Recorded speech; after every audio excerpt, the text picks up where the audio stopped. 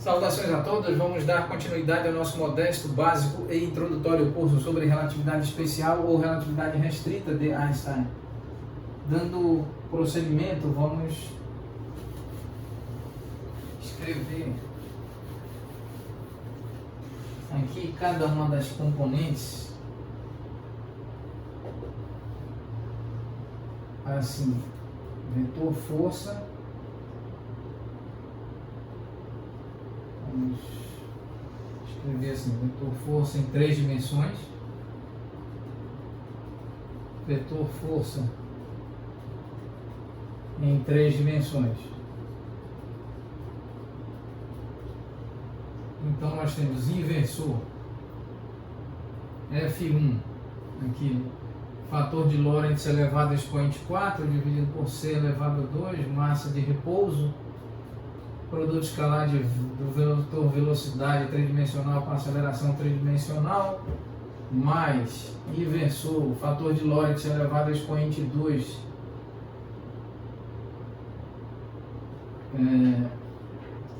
massa de repouso, aceleração em relação ao eixo X, ao longo do eixo X. Então isso é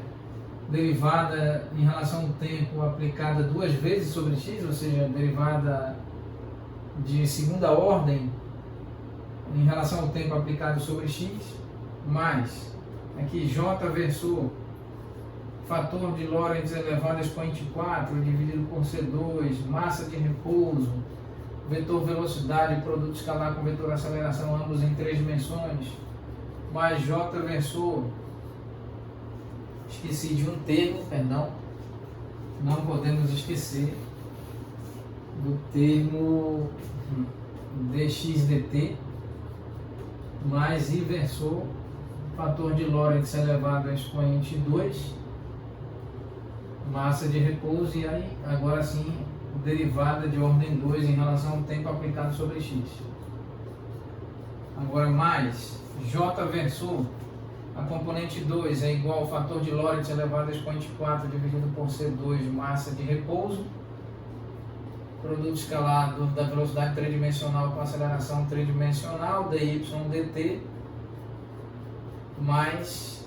J versor, fator de Lorentz elevado a expoente 2, massa de repouso, e a aceleração em relação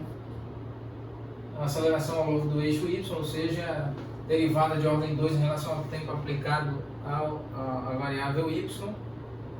mais z versor, k versor, fator de Lorentz elevado a 4 dividido por C2, massa de repouso, produto escalar entre a velocidade tridimensional e a aceleração tridimensional, dz/dt, aqui mais k versor, fator de Lorentz elevado a expoente 2, massa de repouso, e derivada de ordem 2 em relação ao tempo aplicado ao eixo z. De modo que esse vetor força em 3 dimensões é fator de Lorentz elevado a 4 dividido por C2, massa de repouso, vetor velocidade tridimensional, produto escalar com aceleração. E aqui nós podemos escrever I versor dx/dt, mais J versor dy/dt, mais K versor dz/dt. Se pusermos em evidência, ou quando pusermos em evidência, e se puséssemos em evidência esse termo que aqui está posto em evidência nesse momento. Então, mais, quando mantendo em evidência o fator de Lorentz elevado a expoente 2, massa de repouso, nós temos aqui I versor aceleração ao longo do eixo X,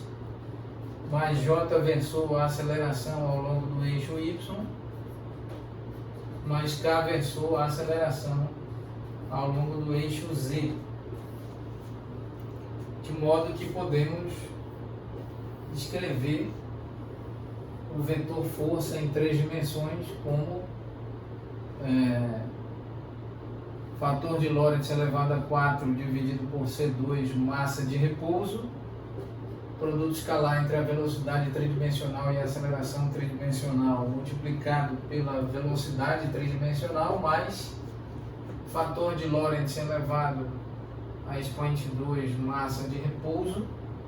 multiplicado pelo vetor a aceleração. Vamos encerrar nesse ponto, retomaremos oportunamente. Muito obrigado, prof.